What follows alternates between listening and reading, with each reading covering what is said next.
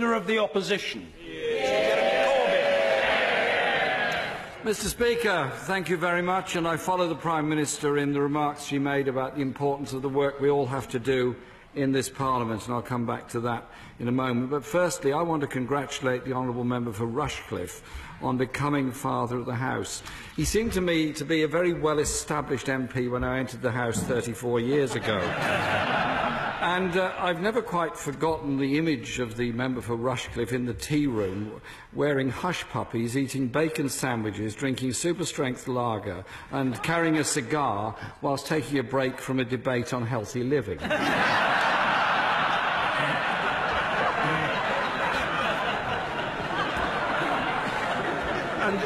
And he's had a very long and distinguished career in this House, and punctuated this year by his speech in the Brexit debate, during which he lamented that his party opposite had become mildly anti-immigrant. How new a development that might be is open to debate, but I'm sorry to note that it's also, to put it generously, at best mildly anti-worker, anti-disabled people, anti-pensioner and anti-young person as well. I'm sorry to be so divisive here today. It's all right, it's all right. Mr. Speaker, it is customary on these occasions to congratulate the returning Prime Minister, and I absolutely do so. And I congratulate her on returning, and I'm sure she will agree with me that democracy is a wondrous thing and can throw up some very unexpected results. And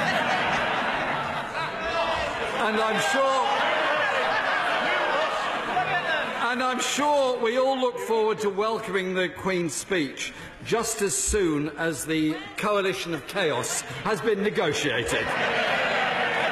And, Mr. Speaker, I just let the House know and the rest of the nation know that if that's not possible, the Labour Party stands ready to offer strong and stable leadership in the national interest.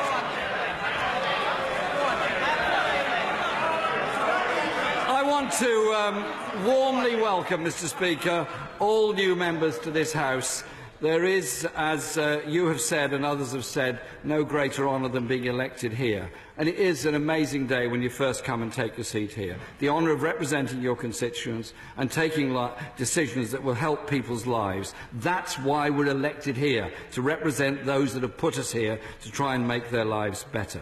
And you quite rightly pointed out, as did the Prime Minister, we now have over 200 women MPs, more than ever before in the history of this Parliament, and I think that is an excellent thing, and I join the Prime Minister in congratulating my friend, the member for Camberwell and Peckham, and all that she's done to promote women in Parliament and women's careers in general.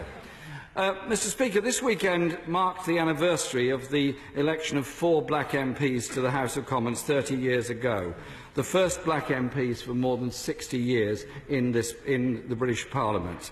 And in particular, I welcome my right honourable friends, the members for Hackney North and Stoke Newington, and for Leicester East. Those were 2 of the 4 who were elected in 1987, who are now members of the most diverse House of Commons ever. They paved the way, and I have to say, they've put up with an awful lot by being pioneers in taking their seats in 1987. It is vital for our democracy that all voices are heard and represented.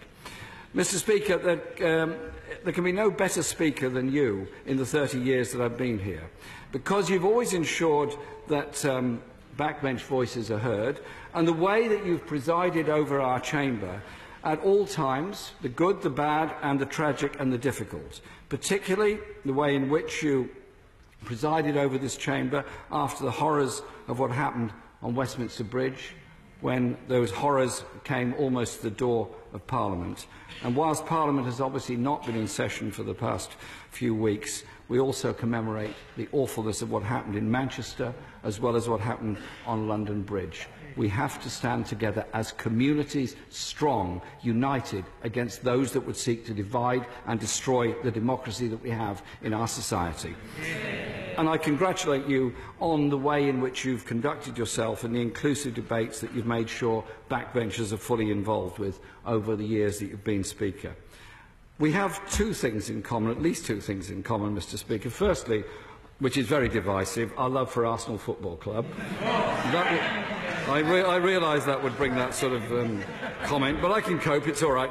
And secondly, we both came to this place having been local councillors, and I think serving communities and local authorities is very important, and I'm delighted at the number of former councillors or serving councillors who were elected to this House on Thursday night, because they also bring a very special expertise and knowledge to this House. We have to speak up for our constituents, and that is why we're here, and I know, Mr. Speaker, you will make sure those voices are heard.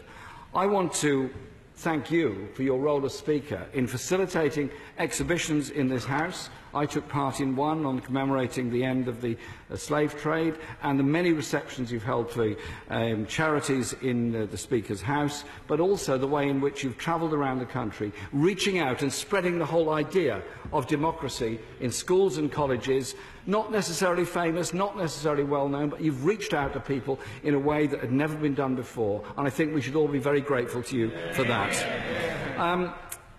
You're not going to be troubled by party politics anymore because you're in the chair, but it is in the great tradition of democracy, and you stand in that tradition of a Speaker standing up for democracy. In your House, there is a commemoration to Speaker Lenthal and many other speakers there. Your job and his job was to protect democracy and rise above party debate. I just hope now we can have that real debate in the future, whenever those benches opposite might be in a position to take part in those debates. Mr. Speaker, we look forward to this Parliament, however short it might be, that we can be the voice for change in our society, because more people, particularly young people, than ever before took part in this recent general election. They took part because they wanted to see things done differently in our society. They wanted our Parliament to represent them and deliver change for them.